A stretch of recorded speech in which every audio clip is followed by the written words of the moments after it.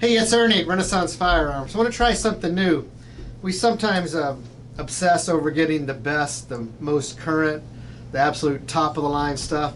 But what if we had to go the other way? What if we could not afford to get a Sacco rifle or a Blaser rifle or, the top of the line optics like a Leica or Schmidt and Bender? Wanted to see what we could do if we went the other way. How low can we go and still get a really quality product? So we picked some of the least expensive products in the store and put together a little rifle package. We started with a Ruger American rifle. These sell for $440. We could even go lower. There are some TC Compass or Savage rifles are a little bit less, but this is a pretty basic rifle for $440. This is a 223. It has a threaded barrel. We thought we'd put a Sig direct mount suppressor on there. So there's nothing sexy about this, no quick detach. The rifle sold for $440, as I said. This sold for $500 last year. I think they may have discontinued this model, but still we got a suppressor that sold for $500. And we just picked a fairly inexpensive optic. We picked a Vortex. They do have a lifetime guarantee. This is their Copperhead line. It's a 4-40 by 44 millimeter objective. These retail for $109, and we just put a basic set of Weaver rings. The gun already has a Weaver base on it. So for less than $1,100, we've got a package to go out and make a great coyote package, varmint hunting, or just target shooting package. What we're going to do is we're going to go up to the range. I'll do a wardrobe change. We'll go up to my house and we'll shoot it and just see how it does. I did shoot this rifle yesterday just to see how this would do. I went home early yesterday. I shot at 80 yards. And I just used ball ammunition, or full metal jacket ammo, excuse me. Just NATO ammo, surplus stuff. I didn't have a bipod, but I shot it. I was too much of a sissy to go out in the cold. So I just sat inside the house, put it out the window. My wife didn't care. And just shot out the window, rested on a windowsill. And at 80 yards, I was getting about an inch and a half groups out of the rifle. So I was pretty ecstatic about that. Thinking if I'd have tightened up with match ammo, if I'd have been on a really good bench, I'd like to see what this rifle would do. So for under $1,000, under $1,100, you can get a great varmint package. So we're going to break now, take it up to the farm and see how it shoots. But we're up here on the ridge in New Durham. So we're going to shoot a few shots from this Ruger. The great thing about suppressed, I don't need to wear ear protection. Always wear eye protection anyway. I've shot quite a few suppressed weapons, and this is a fairly short suppressor. And sometimes some of the suppressors I've shot in 5.56, you still need ear protection because they're kind of loud. This one I did not find that at all. Let me know, like, your opinion, cameraman, and we'll get the key grip and the caterer and the other people on the set too, the makeup people and the warming tent people. They can all tell us what they get, the parking attendant too. So, this is kind of a makeshift little setup here. I'm a little bit short for this, but we'll see how it does. I'm gonna shoot 5 shots and we'll walk down, take a look at the target, see how it did.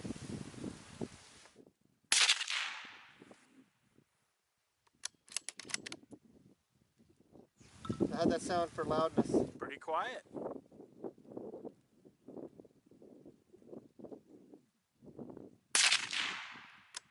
have been a teeny bit low.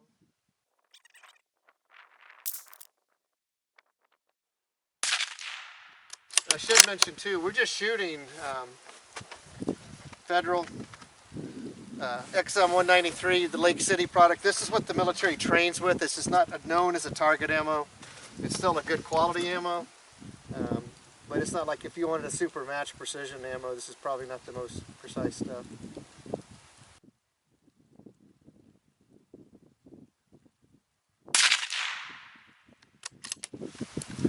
So that was 5 shots. Let's walk down, see how that looks. Yeah, so it shot a little bit to the left. Yeah, so that's not great. I mean, that's probably a 2.5 to 3 inch group at 100 yards, which is not really what I'd call stellar accuracy, but we're shooting off a makeshift rest with not the most quality ammo. Looks like the elevation is about where I want it, but we can go ahead and move the windage just a little bit. Yesterday it seemed, or the day before yesterday, it seemed to be shooting to the right just a little bit. I must have overcompensated. Okay, that should bring it back.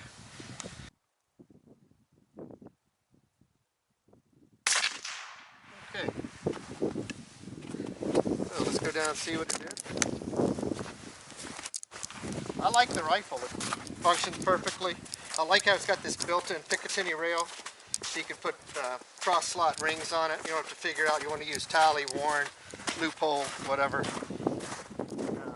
So it's a great system there. Plus you have a lot of versatility with moving your scope forward or back. Yeah, like this target right here, I shot, aimed right here, and it hit right here, and then I aimed right here again and it hit low, and I aimed right here again and it hit here. And I felt like every one, you know when you pull the trigger, when you've pulled the trigger, if you've gone down or moved or not. And I know each time when I did that, I pulled the trigger, I did not feel the rifle moving. So I feel like at that point it's probably the ammo.